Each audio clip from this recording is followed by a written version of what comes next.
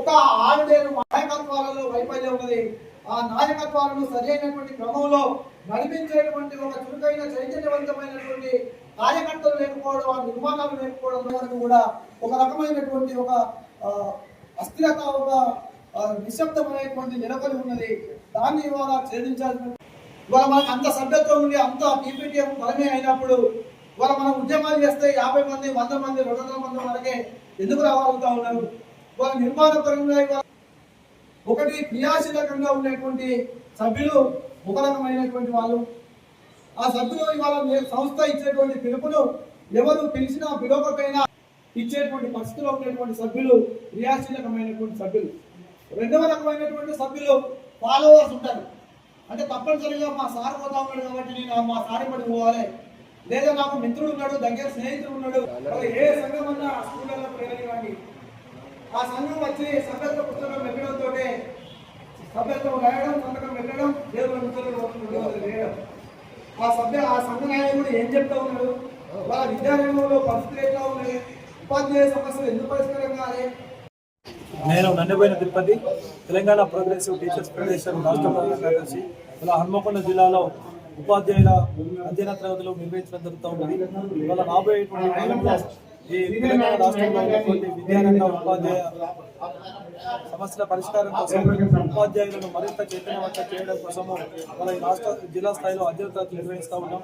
ప్రధానంగా గతంలో తెలంగాణ రాష్ట్రం ఏర్పడిన తర్వాత రాష్ట్ర ప్రభుత్వము మొత్తం విద్యారంగాన్ని విధ్వంసం చేసింది. ఆ ప్రభుత్వాన్ని కాదు అని మరొక ప్రభుత్వాన్ని ఇవాళ ప్రజలుగా ఉపాధ్యాయులుగా కోరి తెచ్చుకున్నటువంటి పరిస్థితి ఉన్నది. ఈ ప్రభుత్వం కూడా విద్యారంగానికి సంబంధించి గత ప్రభుత్వం అనుసరించినటువంటి విధానాన్ని అవలంబిస్తూ ఉన్నది. మొన్నటికి మొన్న బెంగళూరులో ది హిందూ పత్రిక నిర్వహించినటువంటి సదస్సులో రాష్ట్ర ముఖ్యమంత్రి గారు మాట్లాడుతూ 27,000 ప్రభుత్వ పాఠశాలను కేవలము 4,000 పాఠశాలను కుదిస్తామని, 23,000 ప్రభుత్వ పాఠశాలను మూసివేస్తామని చాలా నిర్విద్వంగా చెప్పడం అనేటువంటి దాన్ని డిపిటిఎం పరంగా తీవ్రంగా ఖండిస్తూ ఉన్నాం. అధికారంలోకి వచ్చిన తర్వాత ముఖ్యమంత్రి గారు స్వయంగా వాళ్ళ మూతబడినటువంటి ప్రతి పాఠశాలను కూడా తెరిపిస్తామని, ప్రతి గ్రామ పంచాయతీకి ఒక పాఠశాల ఉండాలని వాళ్ళు చెప్పినటువంటి ముఖ్యమంత్రి గారు వాళ్ళ ఒక ముఖ్యమంత్రిగా వాళ్ళ పాఠశాలను తెరిపించి ప్రజలందరికీ కూడా విద్యను అందుబాటులో ఉంచి వాళ్ళ రాష్ట్రంలో ఉన్న ప్రజలందరికీ ఉచితమైనటువంటి నాణ్యమైనటువంటి విద్యను అందించాల్సినటువంటి బాధ్యత ఉన్నటువంటి ఈ రాష్ట్ర ముఖ్యమంత్రి గారు వాళ్ళ పాఠశాలను మూసివేసి ప్రభుత్వ ప్రైవేటు పాఠశాలను పెంచి పోషించడం అనేటువంటిది ఇది సరైనటువంటి కార్యక్రమం కాదు. ఇది రాజ్యాంగ వ్యతిరేకమైనటువంటి చర్య. వాళ్ళ స్వయంగా ముఖ్యమంత్రి గారు వాళ్ళ ప్రభుత్వ పాఠశాలను కాదు అని ప్రైవేటు పాఠశాల యొక్క ప్రారంభోత్సవానికి వెళ్ళి చేయడం అంటేనే ఈ ప్రభుత్వ పాలకుల యొక్క లక్ష్యం అర్థమవుతా ఉన్నది.